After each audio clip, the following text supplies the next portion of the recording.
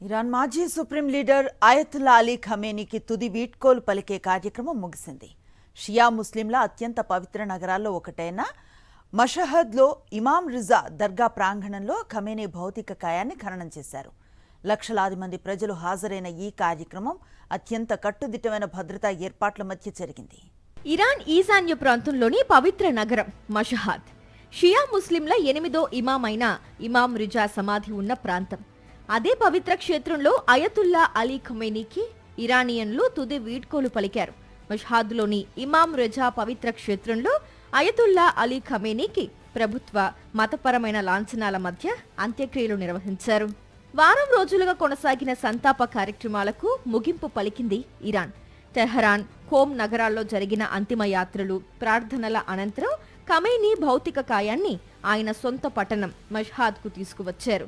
ఆయన పార్థివ దేహాన్ని తరలించిన స్పెషల్ ఫ్లైట్కు ఇరాన్ ఫైటర్ జెట్స్ ఎస్కార్ట్గా వచ్చాయి. ఖననం కార్యక్రమానికి ముందు మత పెద్దలు, ప్రభుత్వ అధికారులు చివరిసారిగా ఖమేనీ పార్థివ దేహానికి నివాళులర్పించారు. నల్ల జెండాలు, ఇరాన్ జాతీయ పతాకాల చేతపట్టి వేలాది మంది ప్రజలు అంతిమ యాత్రలో పాల్గొన్నారు.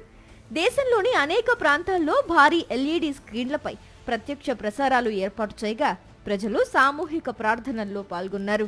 21 దేశాలకు చెందిన 4700 మంది విదేశీ ప్రతినిధులు ఖమేనీ అంత్యక్రియల్లో పాల్గొన్నారు. భద్రతా కారణాల రీత్యా కొత్త సుప్రీం లీడర్ మొజ్తబా ఖమేనీ తండ్రి అంతిమ సంస్కారాల్లో పాల్గొనలేదని ఇరాన్ వర్గాలు తెలిపాయి. దాదాపు 37 సంవత్సరాల పాటు ఇరాన్ అత్యున్నత నాయకుడిగా కొనసాగిన అలీ ఖమేనీ దేశ విదేశాంగ విధానం, అణు కార్యక్రమం, ప్రాంతీయ వ్యూహాలపై చెరగని ముద్ర వేశారు. ఫిబ్రవరి 28న అమెరికా, ఇజ్రాయెల్ జరిపిన సంయుక్త దాడుల్లో ఆయన చనిపోయారు.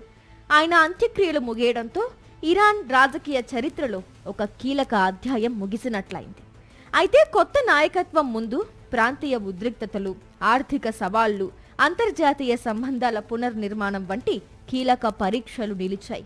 ఖమేనీ అంత్యక్రియల వేళ అమెరికా దాడులు తీవ్ర కలకలం రేపాయి. మషహాద్ పట్టణానికి చేరుకోవడానికి ఉపయోగించే 2 వంతెనలు యుఎస్ దాడుల్లో ధ్వంసమయ్యాయి. ఈ నేపథ్యంలో టెహరాన్, మషహాద్ మధ్య రైళ్ల రాకపోకలు నిలిపివేశారు. మషహద్ సమీపంలో జరిగిన దాడుల్లో 14 మంది చనిపోయారు. అంత్యక్రియల కార్యక్రమానికి ఆటంకం కలిగించేందుకే అమెరికా ఈ దాడులు చేసిందని ఐఆర్జీసీ మండిపడింది. మరిన్ని అప్డేట్స్ కోసం ఛానల్ ను సబ్స్క్రైబ్ చేయండి. నోటిఫికేషన్స్ కోసం బెల్ ఐకాన్ పై క్లిక్ చేయండి.